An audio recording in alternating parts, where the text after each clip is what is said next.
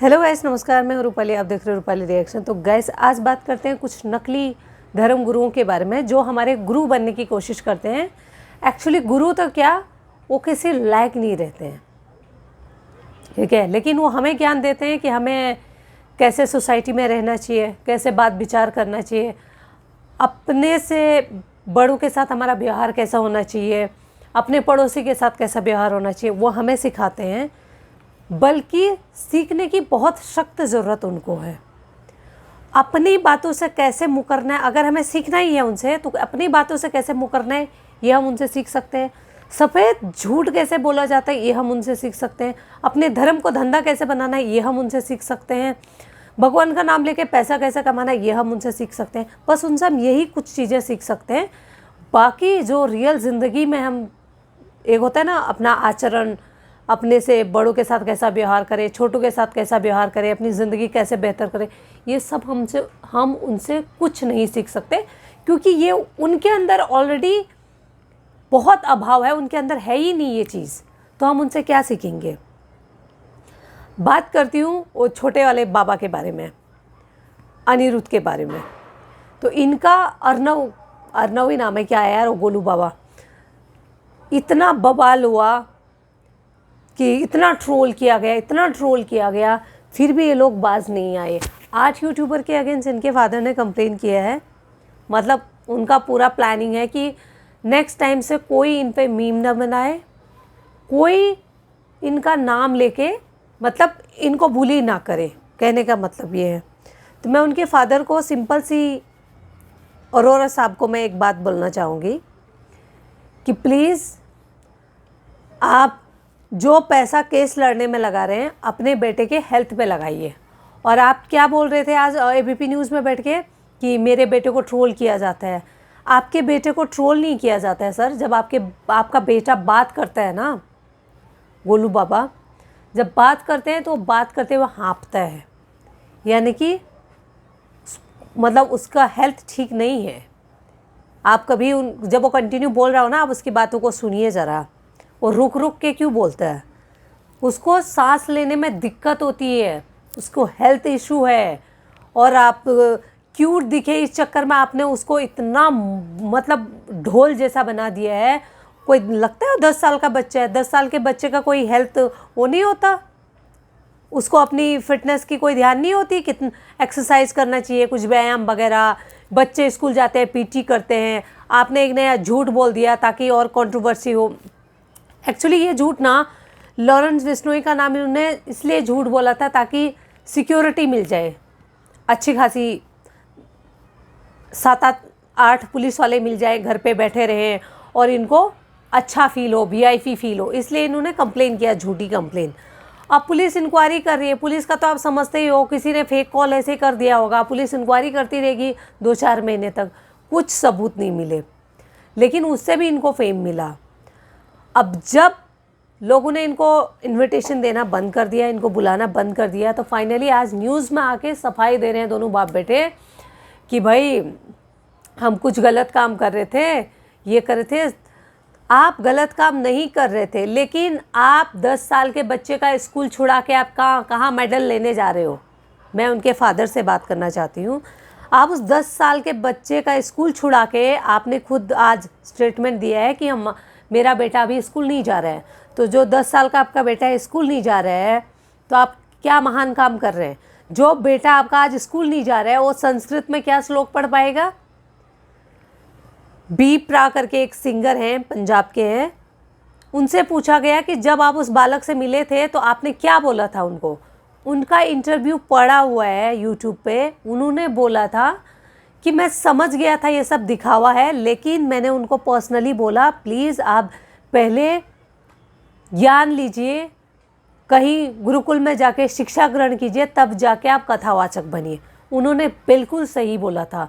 जो आपके बारे में भला सोचते हैं, आपके हित के बारे में सोचेंगे ना, वो आपको अच्छी एडवाइस देंगे।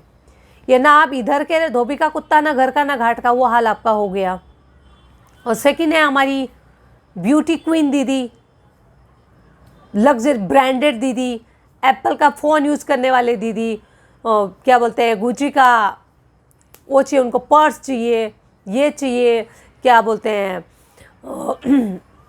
बड़े बड़े ब्रांडेड जारा का कपड़ा चाहिए उनको, सूट वगैरह, ड्रेसेस, डिज़ाइनर उनके कपड़े बनाते हैं, कहाँ मतलब एक से एक सभ्यसाची उनके कपड़े डिज़ाइन करते हैं और वो हमें ज्ञान देते हैं। आप बताइए, मतलब इनसे हम क्या ज्ञान लेंगे। और एक और बाबा जी हैं, छोटे चश्मा पहनने वाले बाबा, जो बिग बॉस को पानी पी पी के कोसते थे। एक बिग बॉस शो आता है ना, जिनके मीम बाबा आप बोल सकते हैं उनको, जिनके मीमों का बरसात आती है। आप यूट्यूब स्टार्ट करोगे तो उन्हीं के मीम से यूट्यूब चालू होता है। उन्होंने कभी सलमान खान को पानी पी पी के गाली दिया था, ये तो ऐसे हैं, ये तो वैसे हैं, और जाके उन्हीं के चरण स्पर्श करके आ गए। आपसे बड़े हैं सलमान खान, आपने उनकी पैर छुए, मुझे इसमें कोई दिक्कत नहीं है, मुझे इसमें कोई ऑब्जेक्शन नहीं है। हाँ, अगर मेरे से डबल एज के हैं तो मैं अगर कभी मिली तो हमारे घर में शिक्षा मिलती है, आपसे बड़े कोई मिलते हैं तो उनके पैर छू के आशीर्वाद लीजिए, उसमें कोई दिक्कत नहीं है। आपने पैर छुआ, कोई बात नहीं। लेकिन जिनको आप पानी पी पी के गाली देते थे, आपके नज़र में तो अभद्र थे, टुच्च थे, उनकी कोई हैसियत नहीं थी, वो वल्गैरिटी फैलाते थे, समाज को गंदा कर रहे थे, फिर उन्हीं के पैर छू के प्रणाम करने की क्या ज़रूरत है आपको? तो कुछ तो आप अपनी बातों पर रहिए ना सर, तभी तो लोग आपको देखेंगे, आपकी बातों पे भरोसा करेंगे। नहीं तो हम अपने आप को, अगर आपकी एक बात भी मान रहे हैं अपनी ज़िंदगी में, तो खुद को ठगा महसूस कर रहे हैं। मैडम जी, ये ब्यूटी क्वीन का फीस है, मैं नाम नहीं लेना चाहूँगी, आप सब समझ गए होंगे। किशोरी जी, पता नहीं काय का किशोरी है ये 9-9 लाख रुपए चार्ज करती है कथा सुनाने के। इनको कथा के नाम पे क भी नहीं मालूम है, ये पता नहीं कितनी पढ़ी है, 10वीं 12वीं, कुछ नहीं मालूम। इनके फैशन से ही एक हो गया ना, अरे एक ब्यूटी क्वीन बैठी है और 4 भगवानों के नाम ले रही है, यही सुनने का 9-9 लाख रुपए हम हमारे क्या बोलते हैं समाज से लोग उनको दे रहे हैं। ये गोलू बाबा मतलब किस मंत्री से वो गोलू बाबा 10 साल का बच्चा नहीं मिला है, किस एक्टर से नहीं मिला है।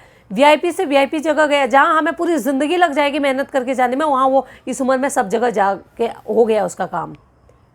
और बोलते हैं ट्रोलिंग नहीं मिली। जब आपको लग्जरी लाइफ मिल रही थी, सब कुछ 5 स्टार वीआईपी ट्रीटमेंट मिल रही थी, तब तो आप लोगों ने कंप्लेन नहीं किया। लोग देख रहे थे आपको, क्यों बुलाया जा रहा था बड़े बड़े सभा में, क्यों बुलाया जा रहा था? क्योंकि आपकी फ़ैन फॉलोइंग थी, आम पब्लिक आपको देख रही थी, इसलिए आपको बुला रहे थे। आम पब्लिक ने देखना आपको बंद कर दिया, आपको बुलाना बंद हो गया, तो आज बुरा लग रहा है। क्यों? आप अपनी बातों में 1% भी सत्यता रखी होती तो लोग वैसे ही प्यार करते। आप अपनी नॉर्मल जर्नी में दिखाइए, आप कितने बजे उठते हैं, स्कूल जाते हैं। आप तो हर चीज़, खाना डकार लेना भी वीडियो पे बनाते हो, स्कूल जाते हुए भी दिखाइए, होमवर्क करते हुए भी दिखाइए। तब आपसे बच्चे प्रेरित होंगे। एक 10 साल का बच्चा अपना पूरा दिन का रूटीन इतने अच्छे से मेंटेन कर रहा है, तो भाई हम भी कर सकते हैं। तब आपसे प्रेरित होंगे। आप अपने कौन से गुरुकुल में जाते हैं वो बताइए, यहाँ से मैं शिक्षा ग्रहण कर रहा हूँ ये बताइए। 2 गिलास लस्सी पी के नंगा नाचना वो भक्ति नहीं होती है। आपको भक्ति के नाम पे तो कुछ नहीं आता। आज यूट्यूबर पे केस करके क्या मतलब? आप तो जीते जागते झूठ के भंडार हो। एक बार तो आपका केस कैंसिल हो गया, जज ने बोल दिया कोई सबूत कोई है ही नहीं, कुछ नहीं है, तथ्य नहीं है। फिर आप पहुंच गए आगे लॉयरों का फौज लेके, आपका धंधा चौपट हो गया। तो प्लीज़ इन लोगों को ना हम ही सर पे चढ़ाते हैं और हम ही इनको नीचे हमें ही उतारना चाहिए। तो किसी को भी ना ब्लाइंडली एकदम आंख बंद करके भरोसा मत कीजिए।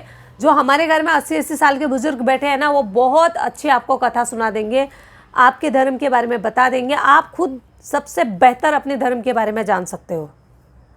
इन लोगों से कई गुना मैं जो भी मेरा वीडियो देख रहे हैं ना, मैं उनको बोलूँगी आपको ना धर्म के बारे में मालूम है, आप इनसे ज़्यादा ईमानदार हो, आप इनसे ज़्यादा बुद्धिमान हो।